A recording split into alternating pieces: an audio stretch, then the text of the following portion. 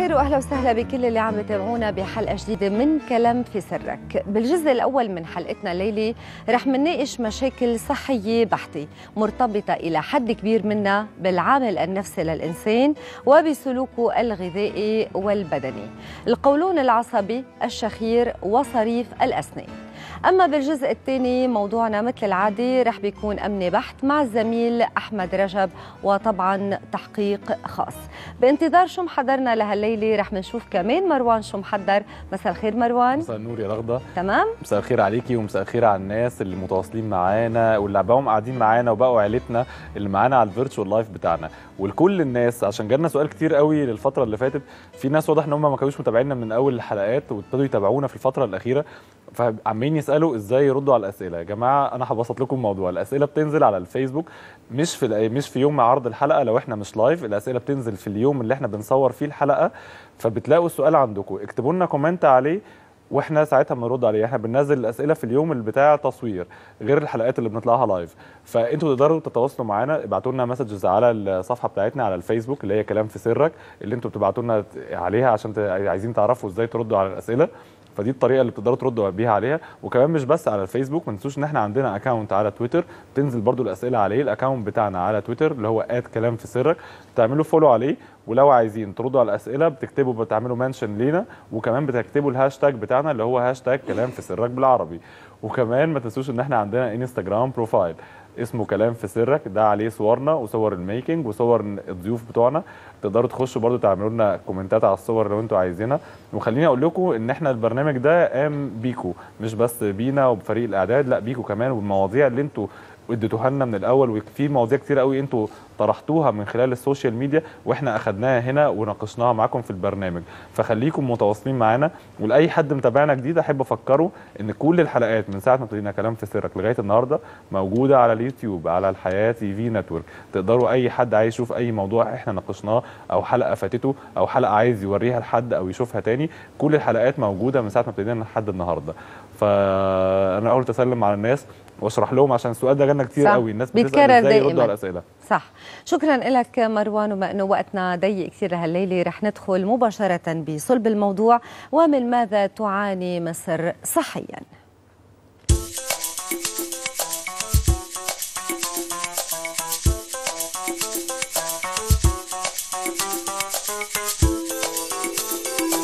مصر كبيرة قوي واحنا ما شاء الله عددنا كبير. تفتكر ايه اكتر امراض منتشرة في مصر؟ فيروس ايه وفيروس بي وفيروس سي. عندنا الامراض الصفراء طبعا، عندنا الحمى الروماتيزميه، عندك طبعا امراض الروماتويد بانواعها. ده كله امراض منتشره في مصر. يعني الضغط والسكر بالتالي عند الشعب كله، السرطان، القلب، الحموضه، قرحه المعده، السكر، الضغط، الانفلونزا، السكر والضغط، كبد وبائي. عندنا جميع انواع السرطانات. فيروس سي هو اللي منتشر الفتره دي بسبب الميه وبسبب اكتر حاجه الميه. فيروس سي طبعا ده المنتشر. الامراض النفسيه نمبر 1، نمبر 2 الامراض الجسميه. اخطر مرض في رايي الشخصي اللي بيعاني منه المصريين هو الزياده في الخوف. طيب والامراض دي حضرتك منتشره ليه؟ اكيد طبعا بتنتقل عن طريق الدم، عن طريق الميه اللي احنا قلناها، الميه الملوثه اللي هم بيستخدموها ديت، اغلبيه الميه. اسباب فيروس سي عدم النظافه. الضغوط دي كلها طبعا بسبب الامراض كلها. فيروس سي ده كله طبعا كان مشكله في التعقيم والحاجات دي، اهمال برضه. يعني الزيوت الفاسده اللي بتحط في الاكل اللي احنا بنستخدمها كل يوم. الجو نفسه هو بيرفع الضغط. التغذيه اولا طبعا، والمزارع طبعا مش منتظمه في الاسمده. عندنا ان احنا ما فيش اهتمام بالمواطن. شكرا إذن لكل الناس اللي شاركونا بآرائهم حول هذا الموضوع. دكتور حمزة رمضان بضيافتنا للحديث أكثر عنه وبشكل مفصل ودقيق مباشر. دكتور مساء الخير، أهلا وسهلا فيك بضيافتنا. أهلا بحضرتك وأهلا بمشاهدينا الكرام. يا هلا. بعرف السؤال كثير كبير ومطاط مثل ما بيقولوا، صعب إذا بدك نختصره، بس بشكل عام من ماذا تعاني مصر صحيا؟ مصر تعاني من أمراض كثيرة، يعني من باب يعني نعد بعضها للحصر. طبعا رقم 1 فيروس سي وهو الأكثر انتشارا في مصر. مصر تعاني من بعض الأمراض المزمنة التانية زي الضغط، ارتفاع بضغط الدم، السكر، الكوليسترول، خلل في وظائف الغدة الدرقية، الأنيميا وهي أكثر انتشارا بين السيدات. مصر تعاني من بعض المشاكل الأخرى النفسية التي تؤثر على الجزء العضوي. مصر تعاني من أمراض قلبية كثيرة مثل انسداد الشرايين التاجية، تضخم بعضلات القلب إذا أمكن. دي من باب يعني تعداد بسيط، ولكن هناك بعض الأمراض الأخرى التي يعاني منها المصريون. ربنا يشفي كل مريض يا رب. بإذن الله يشفي الكل، وإن شاء الله كمان نكون من خلال هالحلقات وهالبرنامج عم نضوي على الأسباب لحتى نتوصل إلى العلاجات ونقلل إذا بدك من انتشاره من الكميات الكبيرة. يمكن زي ما قلت لحضرتك أنا فعلا في كل حلقة بحاول إن أنا أكون حريص إن أنا أبسط المعلومة وأوصلها للمشاهدين الكرام بحيث إنهم يستفيدوا منها إن شاء الله. كمان القولون العصبي عم نشوف قديش انتشاره بشكل كتير كبير دكتور، بنسبة قد ايه تقريبا؟ يعني ما فيش نسبة معينة مكتوبة في الكتب، ولكن نقدر نقول بعض الجمعيات الأهلية والجمعيات الطبية قالت إن هو 33% من الشباب من سن 18 سنة إلى سن 38 سنة بيعانوا من القولون العصبي، اللي أنا هقول اسمه وهو متلازمة القولون المتهيج. خلينا نضيف على كل اللي ذكرته كمان دكتور ونقول إنه بالفعل التهاب القولون العصبي من أكثر اضطرابات الجهاز الهضمي شيوعا، يعني نسبة انتشاره 20% تقريبا، وأسباب الإصابة فيه عديدة. المرشح أنه الضغط النفسي، أنواع الطعام، وخلل الجهاز المناعي من أكثر المسببات. فلنتعرف عليه أكثر في هذا التقرير.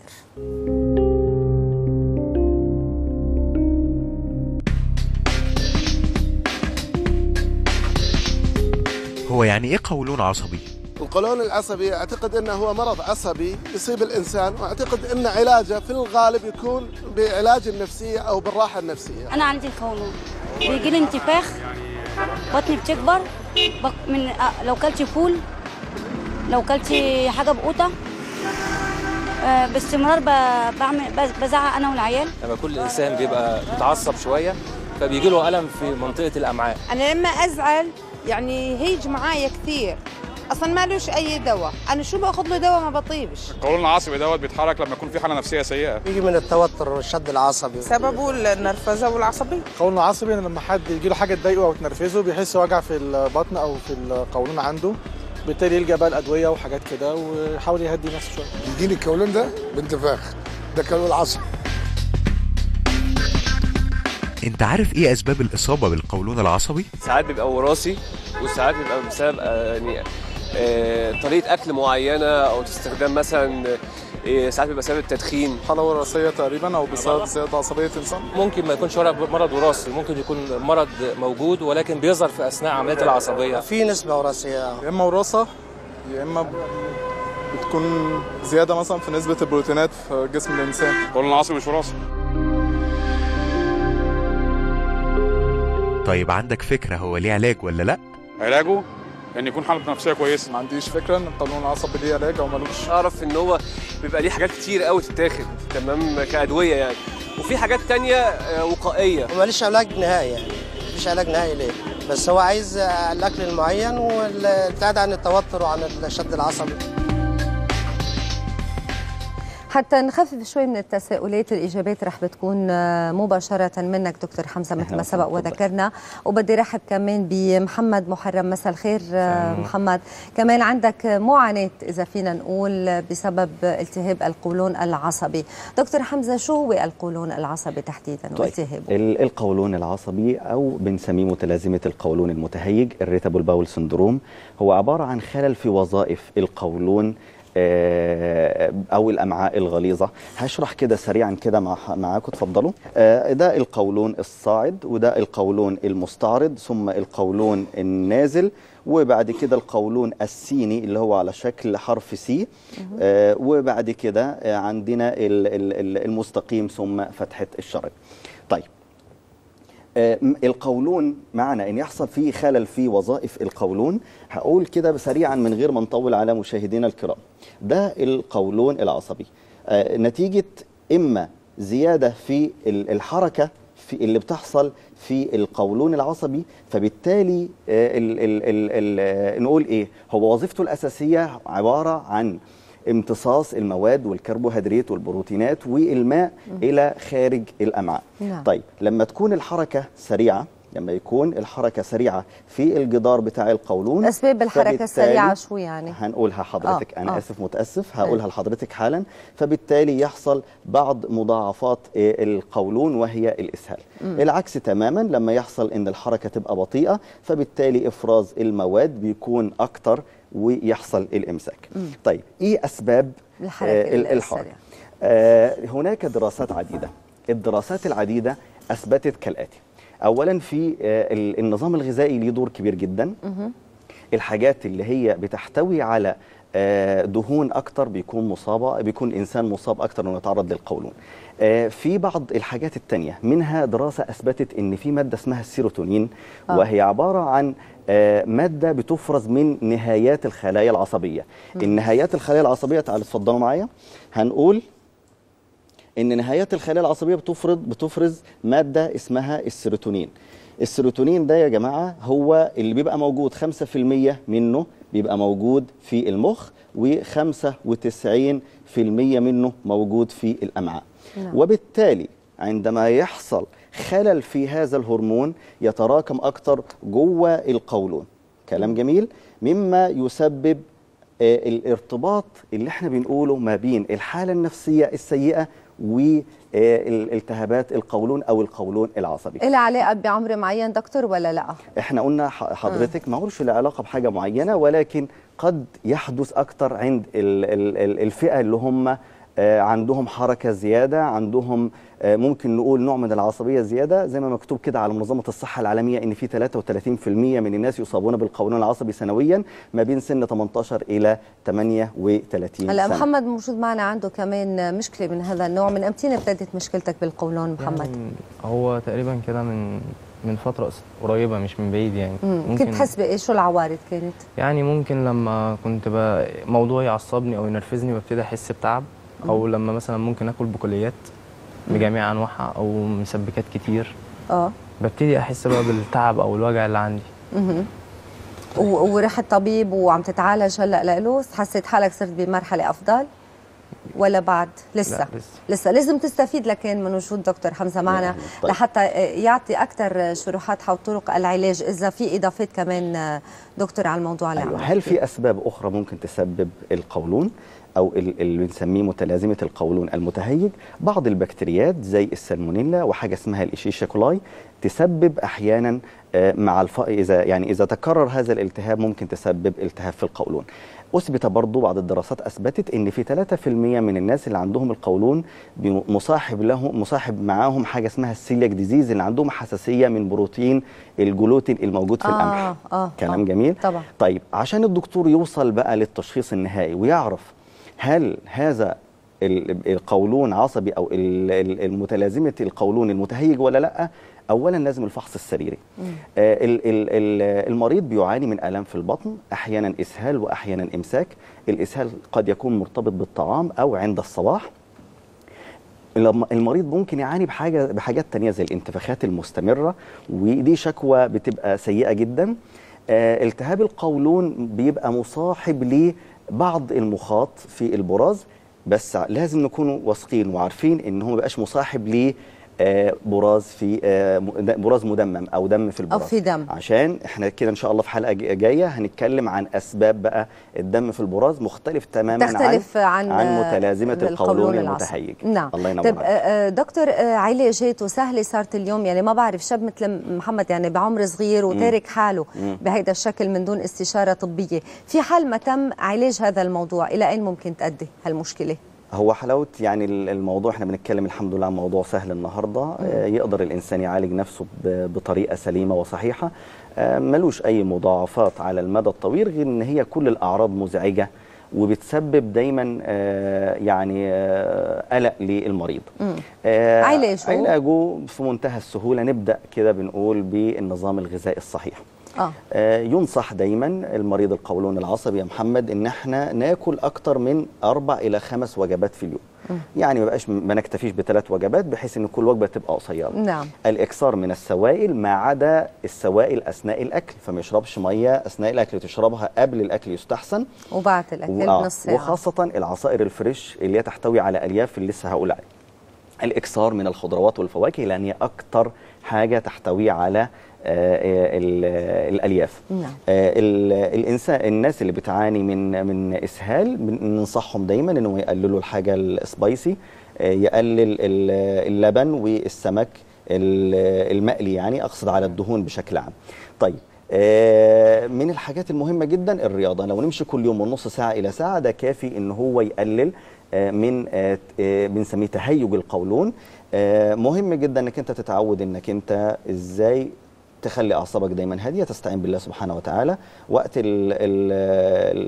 الشغل او وقت الاسترس ممكن ياخد قسط من الراحه من 10 إلى ربع ساعه، زي ما دكاتره النفسيه بينصحونا دايما. نعم. انسان ياخد فيها راحه، هذه الاستراحه ضروريه، ياخد نفس من عميق ويحاول ان هو يبعد التفكير شويه عن حاجه عامله له ستريس. نعم. على كل هذه النصائح اللي وجهتها دكتور حمزه طبعا لمحمد، بالاضافه لبعض الادويه المهمه. يعني ممكن الوقت ما اسعفنيش ان انا اقوله، لكن ان شاء الله لينا لقاء قادم ان شاء الله بلقاء قادم. بكل الاحوال هذه النصائح اللي توجهت لمحمد تتوجه لكثير من الاشخاص اللي عندهم هذه المشكله تحديدا. بدي اتشكر كثير حضورك ولكل المعلومات، ولو كانت سريعه على الاقل ضوينا عليها. اهلا وسهلا فيك. شكرا لك محمد، وما تهمل حالك من دون علاج، وخفف ستريس وتعصيب. هلا كمان الاشخاص اللي عندهم ستريس وعندهم تعصيب اكيد بيتعرضوا الى مشاكل عديده، منها الشخير والاسنان. يعني بنعض على اسناننا نحن ونايمين بشكل مزعج، ممكن يسبب لنا مشاكل نفسيه ومشاكل جسديه. اسبابها وعلاجها بعد الفاصل.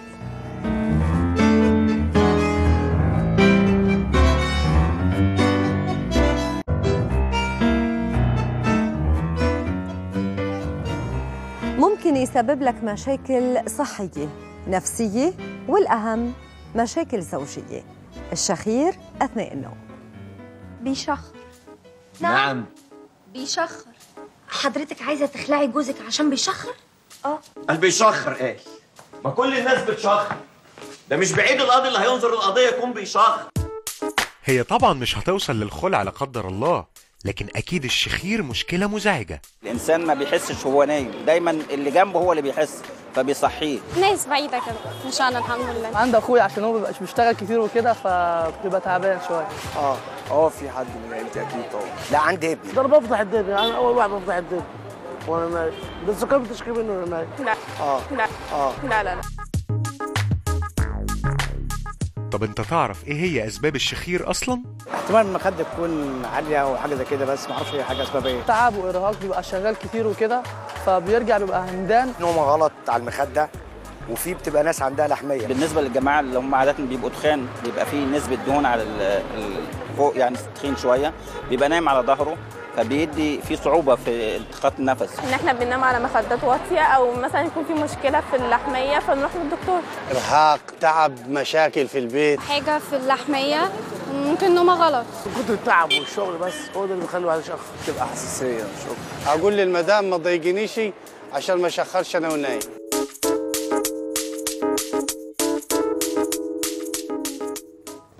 ودكتور حمدي باشا استشاري أنف أذن وحنجرة بضيافتنا لحتى نتعرف منه أكثر وأكثر على موضوع الشخير. مساء الخير دكتور، أهلا وسهلا فيك بضيافتنا. يعني كشفنا كمان يعني بين المزح والجد هو بالفعل بيعمل مشاكل زوجية كثير كبيرة ومشاكل صحية. كانت الست عاوزة تطلق لأنه بيشخر. لا وبتحصل كثير، وبتحصل طبعا كتير. لأنه شغلة يعني كثير مزعجة. أنا يعني على الطبيعة في عيادتي حصل معي أكثر من حالة كده. وتطلقوا من وراها. لا لازم نلاقي نحن العلاج، لازم نلاقي لها الحل. دكتور الشخير كيف بنعرف عنه تحديدا؟ شو هو؟ الشخير ده صوت مزعج مش طبيعي بيحصل نتيجة ان مسار الهواء في الانف مبقاش طبيعي، فالهواء بيبقى تنفس عن طريق الفم.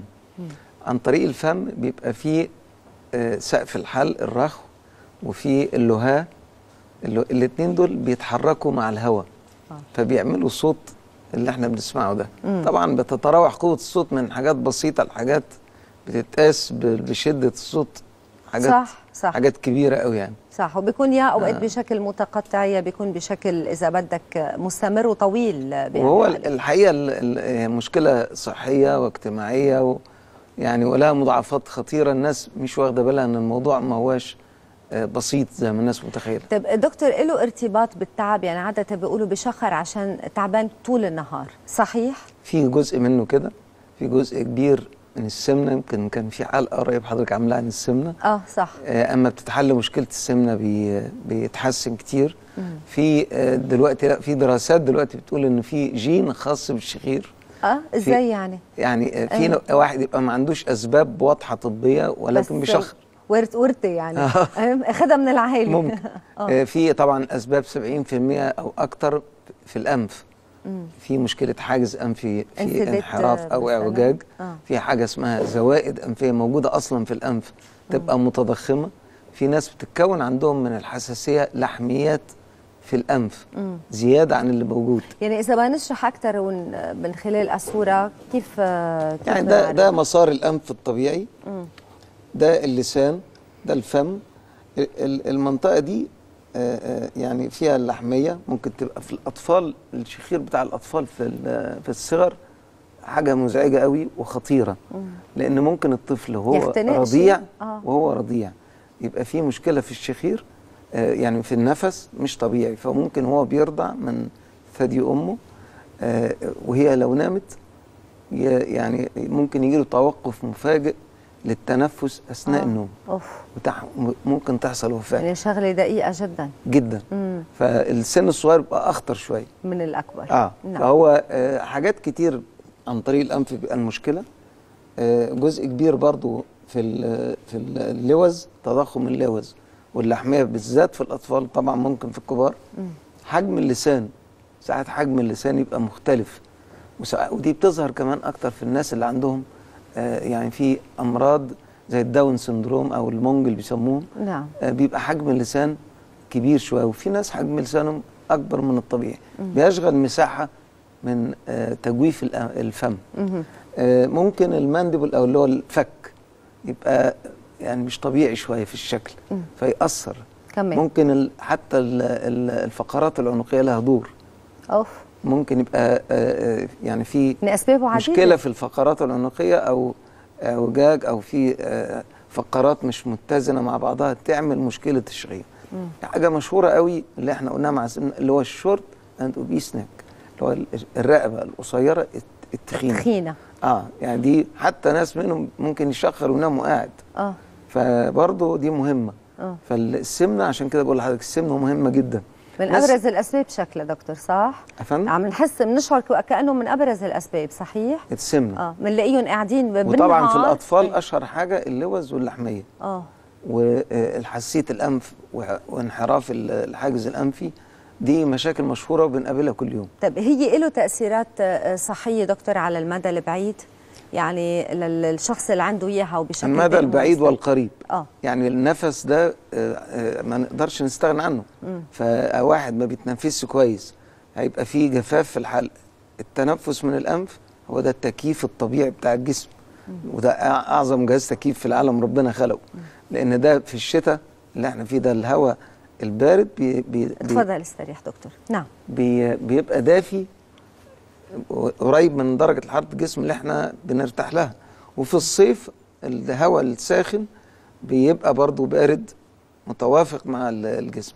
فإنما اللي هو ما بيتنفسش كويس أو عنده شخير بياخد الهواء بالتراب بتاعه بالمشاكل، لأن الأنف كمان فيها إفرازات مخاطية، فيها أجسام مناعية فبتصطاد التراب والعفرة والميكروبات في أجسام مضادة، يعني تقاوم ميكروبات، يعني تقدر تمتص الأتربة والغبار، بتفلترها مثل ما بيقولوا. فلتر بالظبط كده، ده أقرب تعبير. نعم. فهو الموضوع مش بسيط. كون بقى إن واحد ما يبقاش الحاجات دي موجودة عنده وبيتنفس من الفم، جفاف في الحلق في اللسان، تغير في شكل الطفل، له شكل بنسميه الطفل الصغير اللي عنده لحمية يقول لك ادينويد فيشز اللي هو شكل اللحميه. طب دكتور سريعا، الحل لهالمشكله؟ كيف بتكون باي طريقه؟ هو الحل للمشكله طبقا للاسباب. يعني الاطفال اللي عندهم تضخم كبير في اللوز وبتتكرر كتير واللحميه كبيره، لابد انها تتشال لوز طالما انها اتكررت وبقت مسار مشاكل. فعمليه اللوز اللحميه تفرق كتير قوي مع الاطفال. واحد عنده اعوجاج في الحاجز الانفي هيعمل عمليه تقويم الحاجز الانفي. في حاجه اسمها زوائد انفيه ممكن تعمل لها كي بالليزر، تبقى الحجم طبيعي، يبقى مسار الهواء افضل. ممكن حد عنده سقف الحلق اللي هو ترهل في سقف الحلق، بتعمل لها عمليه شد للترهل ده. بدي لك شكرا كثير لك دكتور حمدي باشا على كل هالمعلومات. ان شاء الله لقاءاتنا بتتكرر اكيد حول عده مواضيع باختصاصك. اهلا وسهلا فيك. مشاهدينا رح نحكي كمان عن مشكله اخرى كمان بيعاني منها الكثيرون اثناء النوم ومن دون معرفتهم بذلك. صريف الاسنان او مثل ما بيسموه صرير الاسنان هو كابوس بحد ذاته. كيف بنتخلص منه؟ خلينا نشوف. كله إلا وجع السنان دي كلنا عارفينها، بس في حاجة مع الوقت ممكن تخلي سنانك توجعك حتى لو كانت سليمة. أنا لما بتعصب بجز على أسناني عادي خالص. ممكن السنان نفسها ما بتطلعش مظبوطة، طول ما بيجز على أسنانه شكل السنان ما بيبقاش مظبوط. على اللثة وصحته تبقى في النازل وكده يعني. خلي وش الإنسان يكرمش بسبب الدوسة ديت ويحس ان الانسان فيه تعصب عنده وعصبيه. اما بعمل على سناني كتير بجز عليها، سناني بتوجعني وبيجي لي صداع جامد جدا يعني. بيأثر كتير على الصحه طبعا، بيسبب ان الاسنان ممكن الفك يحصل فيه مشكله، بيسبب صداع، بيسبب الواحد يبقى تعبان يعني وكده. غالبا بيعمل صداع يعني. انا حاولت ان انا اجرب الموضوع ده في مره بس كان صعب جدا، فعلا جاب لي صداع. انت ليه بتجز على اسنانك اصلا؟ الانسان نفسيته يعني ضعيفه او تعبانه لازم يجز على اسنانه، وعنده غل، عنده احباط. انا معايا ابني بيضايقني على طول، هو اللي مخليني اسناني وجعاني على طول. الحاجات دي ممكن دكاتره بقى، يعني انا مش دكتور اسنان ولا اعرف اي حاجه. هي بتبقى حاله نفسيه مش اكتر. اصلا الواحد لما بيتخنق بيعمل كده على اسنانه. لما يكون الواحد متضايق ولا حاجه، انا مثلا مقهور من حاجه، متضايق من حاجه، بجز على اسناني. ممكن تكون حاله نفسيه، ممكن تكون اسباب وراثيه. هو بيجي نتيجه عصبيه شديده. هو بيجي ويبقى مفاجئ. هو مش بيتملك من الانسان على طول. هو الانسان ساعه ما بيكون متعصب هو بيجي له هذا الموضوع.